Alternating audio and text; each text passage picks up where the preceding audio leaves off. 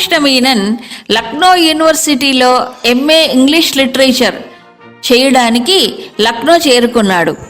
ఆంగ్ల సాహిత్యంలో మంచి పట్టు సాధించడమే కాక tennis team, literary committee, debating కమిటీలలో చురుకుగా పాల్గొంటూ అనేక నాటకాలలో వివిధ పాత్రలను కూడా పోషించేవాడు. భారత స్వాతంత్ర ఉద్యమం ముమ్మరంగా సాగుతున్న తరుణం అది. గాంధీ మహాత్ముడు 1942లో బ్రిటిష్ ప్రభుత్వానికి వ్యతిరేకంగా క్విట్ ఇండియా ఉద్యమాన్ని ప్రారంభించి జాతికి పిలుపునిచ్చారు. దేశం యావత్తు అనేక చోట్ల బ్రిటిష్ వారి ఆఫీసుల చుట్టూ ఊరేగింపులు నిర్వహించారు. గృహిణి మొదలుకుని కూలీ పని చేసుకునే వారి వరకు వీధి వీధుల్లో స్వతంత్ర ఉద్యమ గీతాలను ఆలపిస్తూ జాతీయ నాయకులను విడుదల చేయాలి అని బ్రిటిష్ ప్రభుత్వానికి వ్యతిరేకంగా నినాదాలు చేశారు.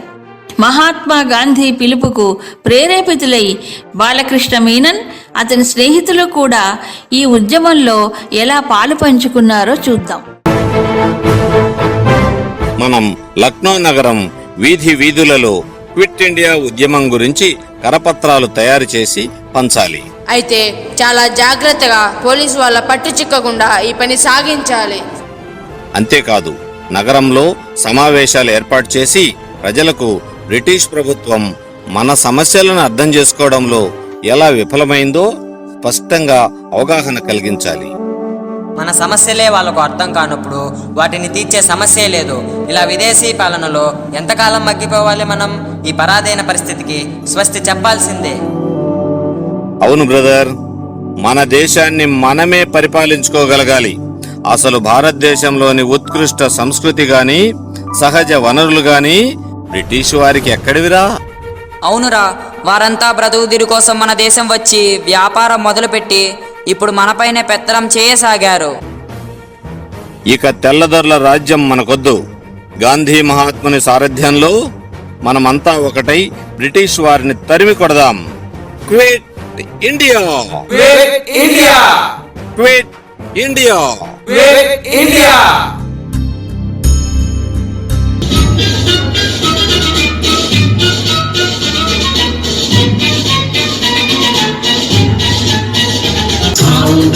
तुम्हें दिखाए झांकी हिंदुस्तान की, जिस मिट्टी से तिलक करोड़े भरती है बलिदान की।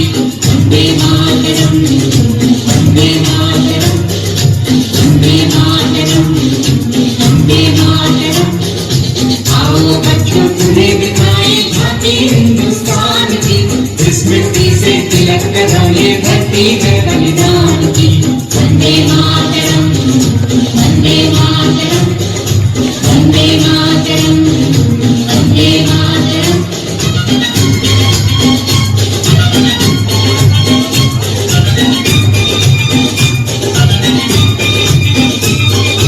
ये है अपना राष्ट्रगाना नाज सी तलवारों पे, इसने सारा जीवन काटा बरछी तीर कटारों पे।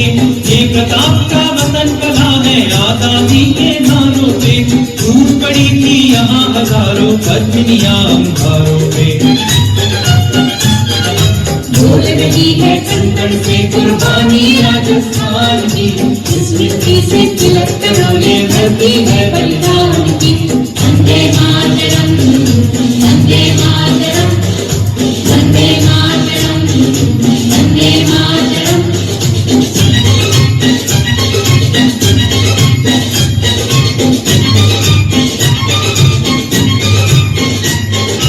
देखो मुल्क मराठों का ये यहाँ शिवाजी बोला था, मुगलों की ताकत को जिसने तलवारों पे तोला था। हर पर्वत पे आग जली थी, हर पत्थर एक शोला था, बोली हर हर महादेव की बच्चा बच्चा बोला था। शेर शिवाजी ने रखी थी लाज हमारी शान की, इस मिट्टी से तिलक करोड़े भरती है बलिदान की।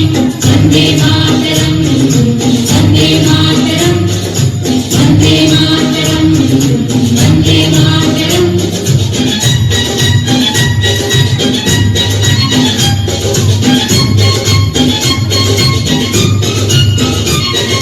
जलियांवाला बाग ये देखो, यही चली थी गोलियां,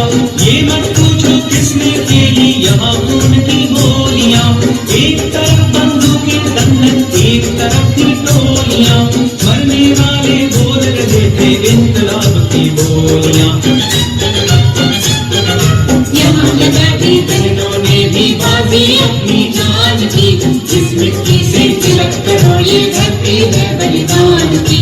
वंदे मातरम, वंदे मातरम, वंदे मातरम, वंदे मातरम। आओ बच्चों तुम्हें दिखाए झांकी हिंदुस्तान की, इस मिट्टी से तिलक करो ये धरती है बलिदान की।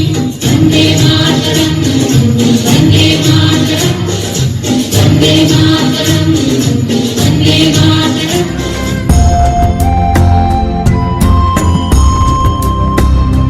మిత్రులారా, భారత వీరులారా, మన దేశంలోని సంస్కృతి, వైభవం, కళలు, ఆధ్యాత్మిక సాహిత్యం, ప్రకృతి సంపద ఇవేవి ప్రపంచంలో మరే దేశంలోనూ లేవు. అనాదిగా మన దేశం అన్ని దేశాలకు జ్ఞానభిక్ష పెట్టి గురుస్థానంలో నిలిచింది. స్వామి వివేకానందులు ఉద్ఘాటించిన నేను భారతీయుడనని గర్వించు అనే నినాదాన్ని మనలో జీర్ణం చేసుకొని ఆచరణలోకి తీసుకురావాలి. పరదేశీ దాస్య శృంఖలాల నుండి విడిపించి భారతమాతను మనం రక్షించుకోవాలి. మహాత్మా గాంధీ దండి సత్యాగ్రహం చేయకపోతే కనీసం మన దేశంలో మనం తినే ఉప్పుకు కూడా బ్రిటిష్ ప్రభుత్వానికి పన్ను కట్టవలసి వచ్చేది. మన దేశంలోని సంపదను దోచుకొని కొల్లగొట్టడమే బ్రిటిష్ ప్రభుత్వ ఉద్దేశ్యం. మన సనాతన విద్యా విధానాన్ని మార్చివేసి వారి ప్రభుత్వంలో పనిచేసే గుమస్తాలుగా తయారు చేయడమే వారి విద్యా విధానం. భారత్ మాతాకి! పోలీసులు వస్తున్నారు, లాఠీలు పట్టుకొని. పోలీసులు పరిగెత్తండి, పారిపోండి.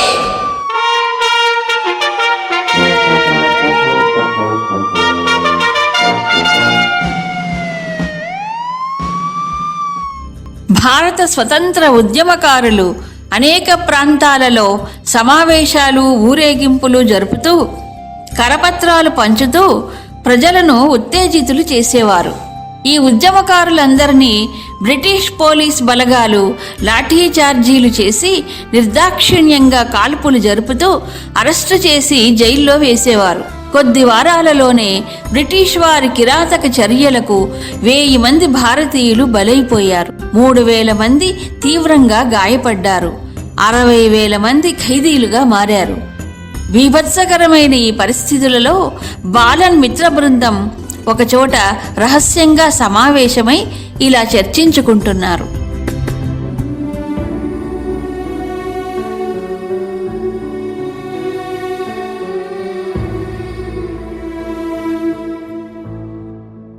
బ్రదర్స్, మీరంతా క్షేమంగా ఉన్నారా? మేము నీలాగా బహిరంగంగా ఉపన్యాసం ఇవ్వలేము కదా, అందుకే మాకంత ప్రమాదం లేదు. నీకేమవుతుందోనని మాకు భయం వేస్తుంది. అవును బాలన్, పోలీసులకు పట్టుబడకుండానే ఉపాయంతో ఉద్యమం సాగించాలి. బాలన్, నీకొంత సాహసం పనికిరాదు. బహిరంగ ఉపన్యాసాలు మాని కొన్నాళ్ళు నీవెక్కడైనా అజ్ఞాతంలో ఉంటే మంచిదని నా అభిప్రాయం.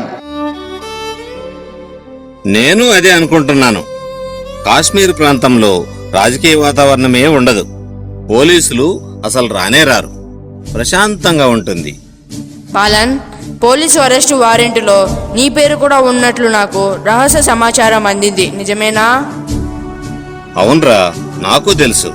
అందుకే మిమ్మల్ని అందరినీ కలుసుకున్న తర్వాతనే నిర్ణయం తీసుకోవాలనుకుంటున్నా. ఇదిగో బాలన్, మీ ముగ్గురం నీ శ్రేయస్సు కోరి ఆలోచించి చెబుతున్నాం. నువ్వు ఒక్క నిమిషం కూడా లక్నోలో ఉండొద్దు. వెంటనే కాశ్మీర్కి వెళ్ళిపో. నీ మీద పోలీసుల నిఘా పోయిందని తెలిసిన తర్వాత మళ్ళీ తిరిగి వద్దు గాని. మిమ్మల్ని అందరినీ విడిచిపెట్టి నేను ఒక్కడనే ఉండాలట్రా? అలా ఏం కాదులే. మధ్య మధ్యలో ఢిల్లీ పొలిమేరలో ఉన్న మా ఇంటికి వచ్చి కలుసుకోవచ్చు. అవునరా, స్టాఫ్ మంచి మాట చెప్పాడు. మనం దూరమైనా మన హృదయాలు సదా భారత జాతి సేవలో ఏకమై నిలుస్తాయి. బ్రదర్స్, మనమంతా భారతమాత ఒడిలో బిడ్డలం కదా.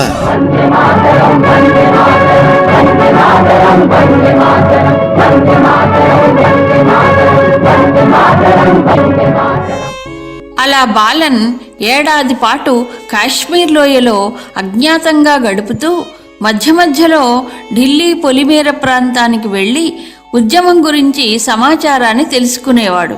ముస్లింలు ఎక్కువ సంఖ్యలో ఉండే కాశ్మీర్లో కొత్త వాళ్లను ఆహారం కోసం అర్థిస్తే వాళ్ళు ఎత్తుగా సన్నగా ఉన్న ఆకారాన్ని బట్టి బాలన్ను దక్షిణ భారతీయుడని తేలికగా గుర్తించి పోలీసులకు సమాచారం అందజేస్తారేమోనని సందేహం. అందుకే భోజనం లేక ఎన్నో రోజులు బాలకృష్ణ మీనన్ పస్తులుండవలసి వచ్చింది. ఒకసారి సమాచారం కోసం అబోత్తాబాద్ చేరుకుని ఢిల్లీ సెంట్రల్ సిటీ వైపు వెళ్లే బస్ ఎక్కబోతుండగా ఏమైందో చూడండి.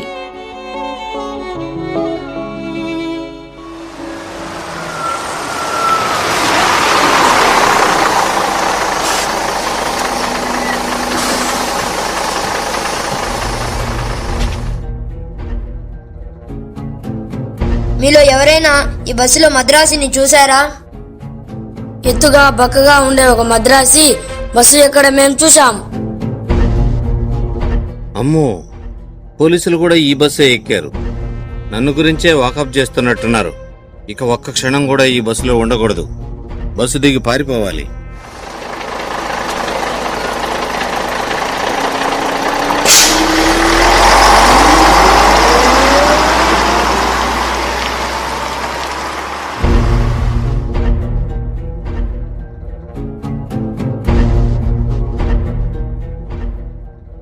Good evening sir.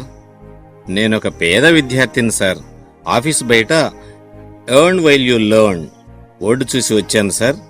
నాకేదైనా చిన్న ఉద్యోగం ఇప్పిస్తారా సార్? ష్యూర్. ఒక సీటు ప్రస్తుతం ఖాళీగా ఉంది. By the by, what is your name my dear young man? నా పేరు బాలకృష్ణ మీనన్ సార్. ఆ ఉద్యోగం నాకు ఇప్పిస్తే మీకు ఎంతో రుణపడి ఉంటాను sir. You are my saviour sir. Oh no Menon, you can join in the office from tomorrow. ఈ కుర్రవాడిని చూస్తుంటే చాలా చురుకుగా తెలివైన వాడిలా కనిపిస్తున్నారు. మిస్టర్ మీనన్, నీవు ఈ బోరింగ్ జాబులో ఎందుకు చేరావు? ఈ ఆఫీసర్ సహృదయుడిలా కనిపిస్తున్నారు. నిజం చెప్తే సహాయం చేసేలా ఉన్నారు. సార్, తప్పనిసరి పరిస్థితిలో ఈ జాబ్లో చేరవలసి వచ్చింది. భారత స్వాతంత్ర ఉద్యమకారులలో నేను ఒకడిని. పోలీసులు వెంబడిస్తూ ఉంటే వేరే దారి లేక ఇక్కడికొచ్చి తలదాచుకున్నాను sir. Oh I see. Mister Menon, you seem to be too intelligent. అయితే నాకు పర్సనల్ అసిస్టెంట్గా నీకు ప్రమోషన్ ఇస్తున్నాను. నీవు మాతో పాటే ఆఫీసర్స్ కాలనీలో క్వార్టర్స్లో ఉండవచ్చు. అక్కడ అన్ని సౌకర్యములు ఉంటాయి. Thank you very much sir. I am very much grateful for your kindness and sympathy. Oh no Balan, ఈ బ్రిటిష్ ఆఫీసర్ల దమనకాండ చూస్తే నాకు బాధగానే ఉంది. సరే, ఈ రోజు నుండి ఈ యాంత్రికమైన పనికి బదులు నా ఫోన్ కాల్స్కు సమాధానం ఇస్తూ మెసేజ్లు పంపిస్తూ ఉండు. One small request sir. ఖాళీ సమయంలో నేను చదువుకుంటూ మధ్యలో నిలిపేసిన ఎంఏ ఇంగ్లీష్ లిటరేచర్ పరీక్షలకు ప్రిపేర్ అవుతాను సార్. పర్మిషన్ ఇస్తారా sir? Oh yes, I have no objection. నీవు ఇక్కడ నుంచి బయటపడగానే పరీక్షలు రాసుకోవచ్చు. ఇలా బ్రిటిష్ ఆఫీసర్ సానుభూతిని సంపాదించిన బాలకృష్ణ వాళ్ల కాలనీలోనే నివసిస్తూ 8 నెలలు కాలం గడిపాడు. అంతేకాక ఆ ఆఫీసర్ బాలన్ అక్కడి నుంచి బయటపడటానికి తగిన విధంగా డాక్యుమెంట్స్ తయారు చేసి తగినంత నగదు కూడా ఇచ్చి పంపాడు. బ్రిటిష్ ఆఫీసు నుంచి బయటపడిన తరువాత పోలీసులు తన కేసును మరిచిపోయి ఉంటారని భావించి బాలకృష్ణ పంజాబ్కు వెళ్లి ఇంతకు ముందున్న అనుభవంతో విద్యార్థులను కూడదీసి కరపత్రాలను పంచడం, సమ్మెలు నిర్వహించడం కొనసాగించాడు. పంజాబ్ పరిసర ప్రాంతాల్లో తిరగాడుతున్న ఈ మద్రాసీని పోలీసులు త్వరలోనే గుర్తించి అరెస్టు చేసి జైల్లో వేశారు.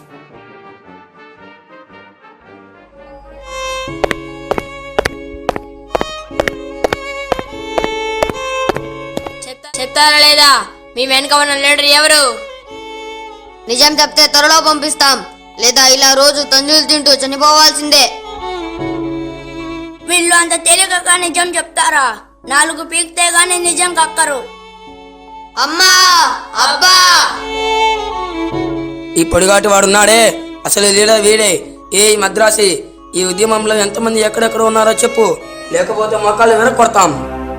భారత్ మాతాకి ఈ రోజుకు చాలే, రేపు చూద్దాం. పదండి, లోపలికి వెళ్ళండి. ఉద్యమకారులను బంధించిన ఢిల్లీలోని జైలు వాతావరణం చాలా ఘోరంగా ఉండేది. అపరిశుభ్రత, చలి, తడి, దానికి తోడు ఎక్కువ మంది ఒకే చోట చిన్న గదుల్లో ఉండవలసి వచ్చేది. అంతా చీకటిగా ఉండేది. జైలు గోడల గదుల చీలికల నుండి వెలుగు రావాలి అంతే. వాళ్ళకిచ్చే ఆహారం కూడా అంతంత మాత్రమే. అర్ధాకలితో కాలం గడిపేవారు. ఇలాంటి దయనీయమైన పరిస్థితుల్లో జైల్లోని ఖైదీలందరికీ త్వరలోనే టైఫస్ వ్యాధి పాకిపోయింది.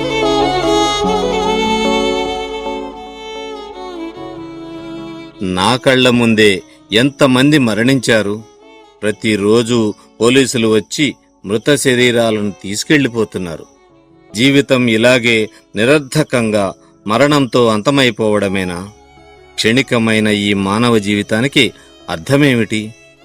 ఒకవేళ ఏదైనా పరమార్థం అనేది ఉంటే మనిషి దాన్ని తెలుసుకోగలుగుతాడా? బాలన్, ఏమిటంత సీరియస్ గా ఆలోచిస్తున్నావు? పడుకొని నిద్రపో. నిద్ర పట్టడం లేదు, ఓపిక లేదు, చాలా నీరసంగా ఉంది. ఏమో, ఈరోజు ఎవరు రాలిపోతారో తెలియదు. బాలన్, బాలన్, కళ్ళు తెరిచి చూడు. ఇంకేం తెరుస్తాడు? సొమ్మసిల్లి పడిపోయాడు. బాగా నీరసించడంతో మూర్ఛ వచ్చినట్లుంది.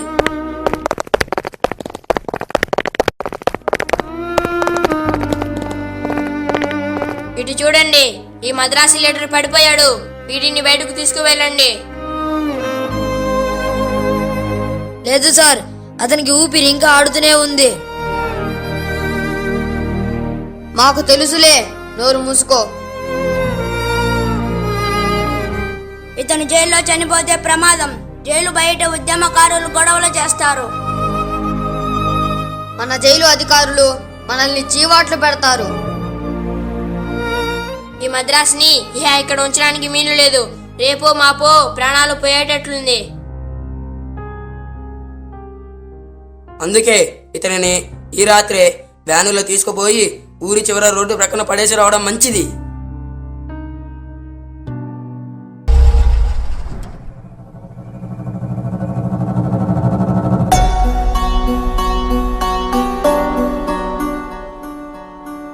వినోద్, ఎవరో ఒక మనిషి రోడ్డు పక్కన పడి ఉన్నాడు చూడు. అతనిలో చిన్న కదలిక కనిపిస్తోంది. అవునమ్మా, ఇతను చనిపోలేదు, ఇంకా బతికే ఉన్నాడు. పాపం ఎవరో కుర్రవాడు, చూడటానికి బిచ్చగాడిలా ఉన్నాడు. బట్టలన్నీ చిరిగిపోయి ఉన్నాయి. కాదమ్మా, అతనికి కాళ్ళ మీద చేతుల మీద పెద్ద వాతలు కనిపిస్తున్నాయి. దీన్ని బట్టి చూస్తే ఎవరో ఇతన్ని బాగా కొట్టి ఉంటారనిపిస్తుంది. ఇదిగో చూడు, కదులుతున్నాడు. ఏదో సహాయం కోరుతున్నట్లుంది. అమ్మగారు, ఈ మధ్య బ్రిటిష్ ప్రభుత్వం జైలుల్లో ఉన్న రాజకీయ ఉద్యమకారులను వాళ్ళు చనిపోకముందే వారి శరీరాలను ఎక్కడో బయట వదిలివేసి రమ్మని పోలీసులను ఆదేశించినట్లు ప్రజలంతా చెప్పుకుంటున్నారు. అవును వినోద్, నువ్వు చెప్పింది నిజమే అనిపిస్తోంది. ఎందుకో ఈ అబ్బాయిని చూస్తే నా హృదయం ద్రవించిపోతుంది. ఒళ్ళు కాలిపోతోంది. జ్వరంతో నీరసంతో సొమ్మసిల్లి పడి ఉన్నాడు. కాని వినోద్, ఇతను బిచ్చగాడు కాదని నా మనసు చెప్తోంది. ఎవరైతేనేమి, మనకెందుకమ్మగారు, పోదాం రండి. అలా అనకు. ఇదే సమయంలో భారతీయ సైన్యం తరపున యూరోప్లో జరిగే యుద్ధంలో పాల్గొనడానికి మా అబ్బాయి వెళ్ళాడు. నా కొడుకైతే ఇలా పడి ఉంటే చూస్తూ ఊరుకుంటానా? పైగా ఇతని పొడవైన మొనదేలిన ముక్కు అచ్చం మా అబ్బాయి ముక్కులాగే ఉంది. అలా అయితే మరేం చేద్దామంటారు? ఇంటికి తీసుకువెళ్లి వైద్యం చేయించడానికి ప్రయత్నిస్తాను. దేవుడి దయ వల్ల ప్రాణాలు దక్కితే మంచిదే కదా. మీ పేరుకు తగ్గట్లుగా మీదెంత మంచి మనసు అమ్మగారు. ఈ కుర్రవాడిని మీరు కాపాడితే దేవుడు అక్కడెక్కడో ఉన్న మీ కొడుకుని తప్పక కాపాడుతాడు. అవును వినోద్, కరెక్ట్గా చెప్పావు. మీరు ముందు పదండి, ఇతనిని నేను ఎత్తుకొచ్చి వెనక సీట్లో పడుకోబెడతాను.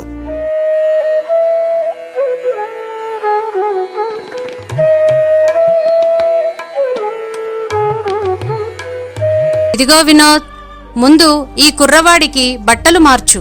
నేను ఈ లోపు పాలు కలుపుకొస్తాను. అలాగే అమ్మగారు. మన డాక్టర్ గారికి ఫోన్ చేయమంటారా? చేయి, అర్జెంటుగా రమ్మని చెప్పు. మా బంధువు ప్రాణాపాయ స్థితిలో ఉన్నారని చెప్పు. అలా ఆ చల్లని తల్లి బాలన్ను హాస్పిటల్లో చేర్పించకుండా తన ఇంట్లోనే ఉంచుకుని డాక్టర్ని ఇంటికి పిలిపించి వైద్యం చేయించింది. ఆమె సేవలతో కొన్ని వారాల్లోనే కోలుకున్నాడు బాలకృష్ణ. ఆమెకు కృతజ్ఞతలు చెల్లించుకుని బరోడాలో ఇండియన్ నేషనల్ ఫారెస్ట్ సర్వీస్లో ఆఫీసర్గా ఉన్న తన పెద్దమ్మ కొడుకు అచ్యుతమీనని ఇంటికి వెళ్ళాడు.